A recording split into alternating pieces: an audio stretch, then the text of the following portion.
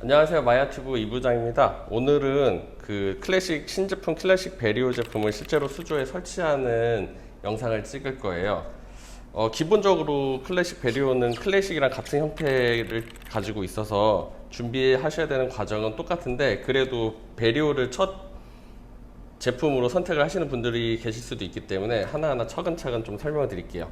우선 하나로 돼 있던 호스를 몇 개의 조각으로 좀 잘라내셔야 되는데, 길이는 자유시지만 좀 참고하시라고 말씀드리면, 그래서 어느 부분에 호스가 필요한지 말씀드릴게요.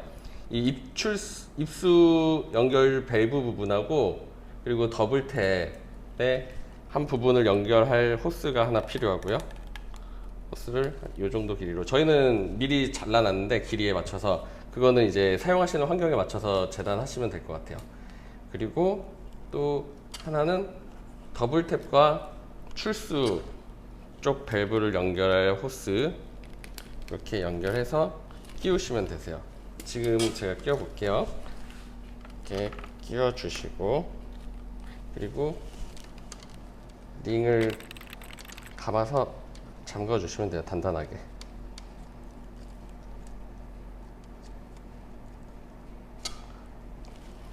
그리고 출수 쪽도 이 부분 설치하고 빼실 때는 이 부분을 잡고서 설치를 해주시면, 이것 때문에 부러지는 경우가 별로 없으실 거예요. 저는 한 번도 없었는데 의외로 자주 이런 경우가 많더라고요. 이렇게 끼워주시고, 그 다음은 이제 입수 파이프하고 입수 밸브 쪽 더블탭을 연결할 호스, 저희는 좀 긴 쪽 호스인데, 이렇게 한쪽은 더블탭을 연결을 해주시고, 또 한쪽은 입수 파이프의 짧은 쪽하고 연결을 해주세요.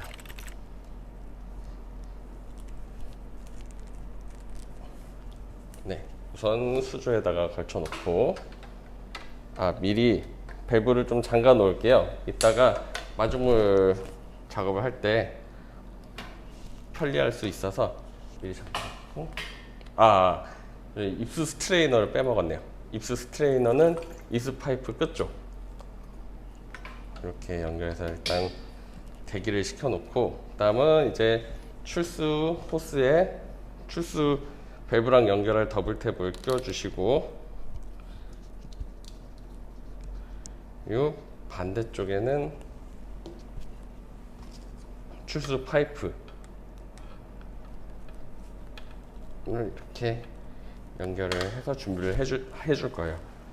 그리고 호스, 작은 호스가 한 조각이 더 있는데, 요거는 이제 마지막에 이 출수 파이프하고 출수 파이프 끝쪽에 끼워서 레인바를 연결할 때 쓸 거예요. 지금 바로 연결하지는 않을 거고요. 레인바를, 요 보시면 구멍이 요 끝에서 가깝게 구멍이 나져 있는 쪽이 있고 먼 쪽이 있는데, 먼 쪽에다가는 호스를 끼우고 가까이 나 있는 쪽에다가는, 좁은 쪽에다가는 이렇게 레인바 바게를 끼우고요. 그 다음에 마지막에 이제 출수 방향 조절해서 출수 파이프를 끼워 주시면 되세요. 요거를 수조에다 걸쳐 놓고, 이제 여과기 본체를 수조 하단에다가 위치를 시킬게요. 그 다음 입수 파이프를, 입수 쪽이 아래쪽이에요. 여과기 아래쪽하고 연결을 해주시고, 저희가 호스를 아주 타이트하게 잘라놨어요. 이렇게 구부러지는 부분이 없게. 그리고 출수 호스를 위쪽에, 출수 호스는 조금 남네요. 남아도 상관은 없어요. 접혀서 구부러지지만 않으면 괜찮아요. 그래서 이렇게 설치를 하시고, 이 상태가 구동을 할 수 있는 아주 기본적으로 준비된 상태예요. 여기서 마중물을 받을 건데, 그 물을 미리 통에다 받는 게 아니고, 받아서 뚜껑을 덮는 게 아니고 이 빈 통에서 시작을 하는 거예요.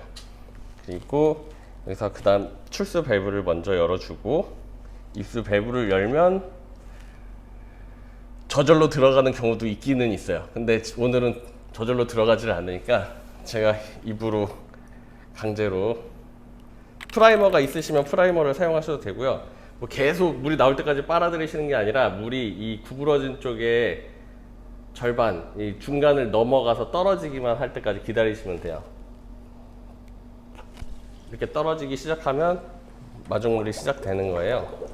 이 상태로 담그시고 출수를, 입수부 쪽에 혹시 기포가 들어가는 부분이 있으면 이렇게 밀착시켜, 손으로 매만져서 밀착을 시켜 주시고요. 그리고 이제 여과통에 물을 다 채운 물이 이 수조 물높이하고 같이 평행이 되면은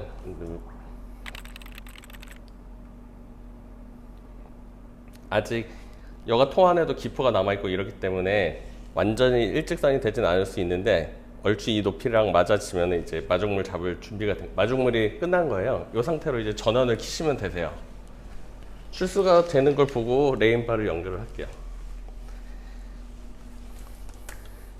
어댑터의 돼지코 부분을 연결을 해 주시고요.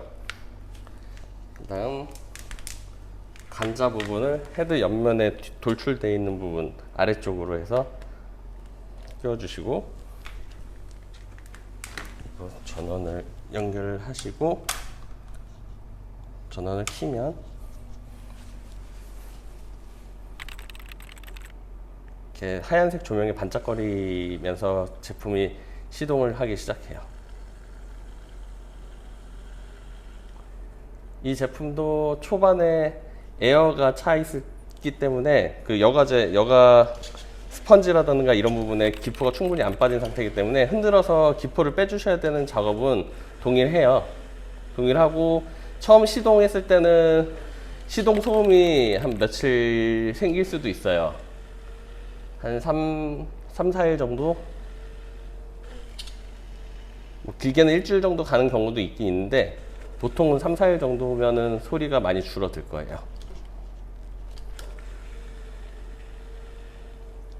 이런 식으로. 그리고 전에도 말씀드리려다가 까먹고 말씀 안 드린 게 있는데, 이 헤드는 IPX 등급이 4등급이에요. 이렇게 잔잔하게 내리는 비라든지 튀는 물 요런 정도는 방수가 되지만, 헤드를 완전히 물에 담가서 완전 방수는 안 되기 때문에 헤드를 물에 담그는 행위는 삼가하셔야지 되세요. 특히나 이 제품 같은 경우에는 안쪽에 그 센서라든가 이런 것들이 노출이 되어 있는 상태이기 때문에 헤드 커버 안쪽으로 노출이 되어 있어서 물이 들어가게 되면 바로 고장이 날 수 있어요. 감전이 되거나. 그렇기 때문에 절대 헤드를 물 안에다가 담가서 뭐 테스트를 하시건 그렇게 하시면 안 되세요. 뭐 잘못된 정보들이 좀 돌고 있는 것 같아서 꼭 말씀을 드리고 싶었어요.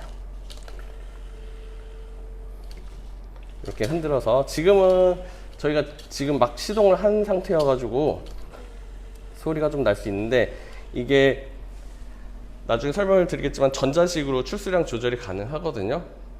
모터가 강하게 돌면은 출수량이 강해지게 되는데, 그 소음이 약간 차이가 날 수 있어요. 그 출수량에 따라서. 그 부분은 나중에 따로 설명을 드리도록 할게요. 이제 출수량 체크를 하려면 레인바를 달아서 육안으로 확인을 하기가 좋겠죠? 레인바를 다는 것이. 그리고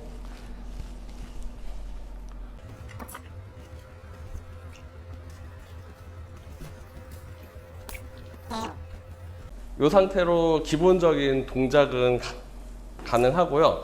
소음 같은 경우에는 뭐 사람마다 편차가 있어서, 일단 AI임에서 홍보 영상을 통해서 그 안내를 했던 이 공식적인 모터 그 소음 크기는 한 42dB 정도 되는 것 같아요.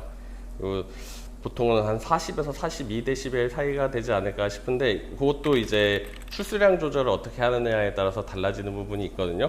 그 부분은 우선 이 제품을 와이파이로 해서 연결해 가지고 구동을 하는 모습을 시연을 하면서 그렇게 안내를 드리도록 할게요. 오늘도 즐겁게 봐주셨으면 좋겠습니다. 결국은 AI입니다, 여러분. 감사합니다.